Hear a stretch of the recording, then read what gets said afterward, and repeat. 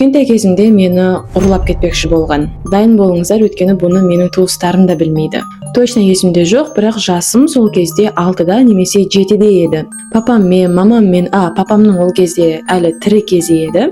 Бір тойға келеміз. Кімнің тойы екені есімде жоқ. Отырып бір уақытта туалетке барғым кеп қалады ғой. Мамаға айтсам, өзіңмен қатар балаларды алда, барып келе бер деді. Ал мен ұялшақ, ешкімге менімен жүрші демей, өзім кетіп қаламын ғой. Бірінші официанттардан сұрадым, туалет қайда деп. Олар далада деді. Далаға шығып, ары қарайым, бері қарайым, туалетті таппадым. Кейін тағы бір адамнан сұрадым, туалет қайда деп. Ол ана жерде тұр деп, алыстағы қап-қараңғы бір жерді көрсетті. Ал сол қараңғы жерге барып туалетті іздеп таппай, енді артқа қайтқаным сол еді. 40-50 жас шамасындағы бір еркек мені өзінің иығына көтеріп алып әкете бастады. Сіз кімсіз десем, мамаңа айтып қойдым. Мамаң сені менімен бірге қайта бер деді. Уайымдама, кейін сені мамаңа апарып тастаймын деп айтты. Ал мен точно есімде жоқ, бірақ или мойнынан, или иығынан прям қатты тістеп алдым. Ал ол ойбай деп мені жерге түсірді, и мен жүгіріп тойхананың ішіне кіріп кеттім.